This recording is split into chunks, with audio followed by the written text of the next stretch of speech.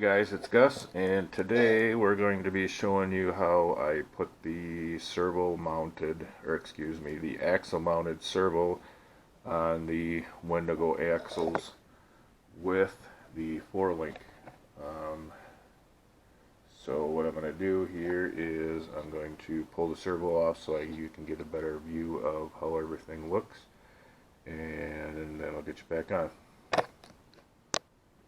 So if you can see in here, what I did is I made a bracket and then I screwed it to the top of the axle truss, and then I had to put a spacer in here in order to get the link centered, because you can't just put the link in one of the links in the original position and then put it next to it, because otherwise your axle won't be on center, and you can't equally space this link over here because of the size of the housing. It'll hit the housing if you try to put it over here, and that's why in the back on the axle for the four link they actually have them sitting up so high so they actually clear the housing.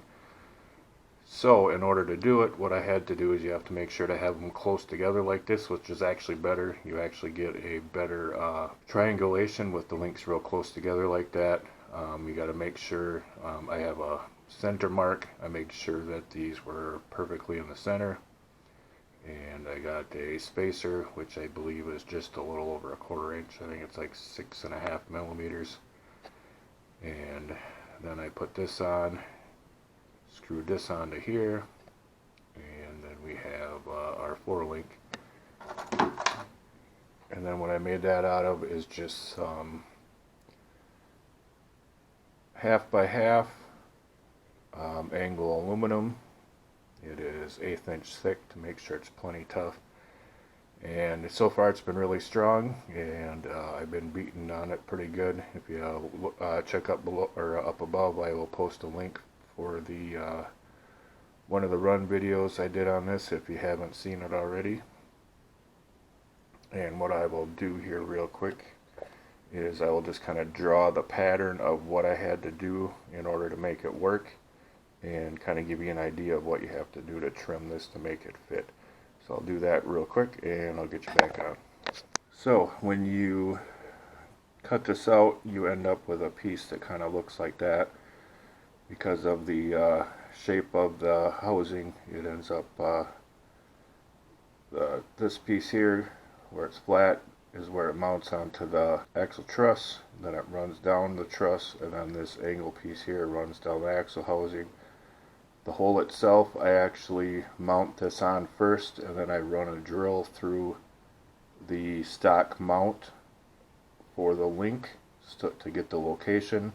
And then once I get the location on there, as you can see in here, I actually cut it off, and then you got to kind of grind it down to make sure that it clears this link, and then it fits in there nice. You know, it rocks back and forth and it doesn't rub on anything.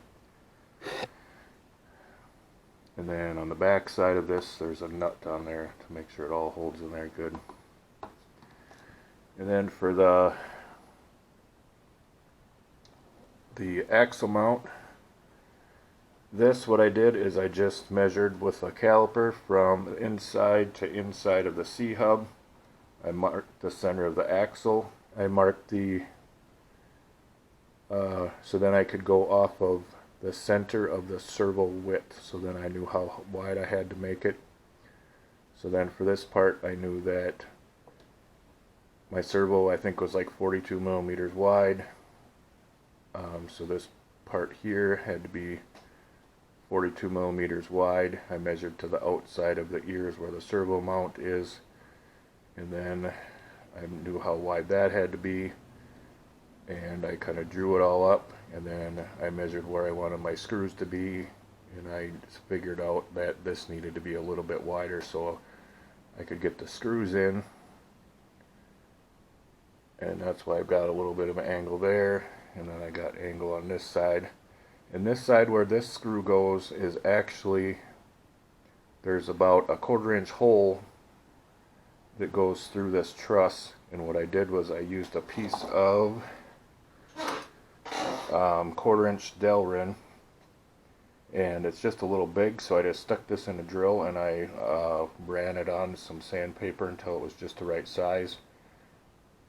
Then cut it to length, stuck it in the hole, and then I got a washer on the back side with a nut, and then that's how I got that to mount right there.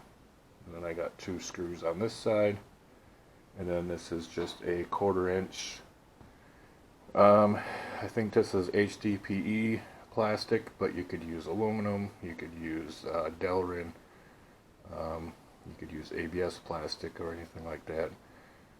I opted to go with plastic because it's plenty tough and it's way easier to work with, and I have minimal tools, so that's what I went with, and it works really good.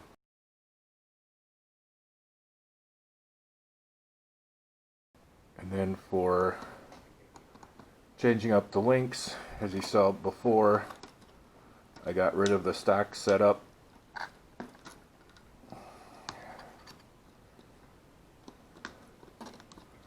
And then I put the link on top of here instead of using the one where it's actually mounted on the side of one of their links. These are actually Arma 4S links. They're 4S line links for the upper arms, or whatever you want to call it, the turnbuckle links. And these, I will put a link in the description where you can get those from, and the part numbers.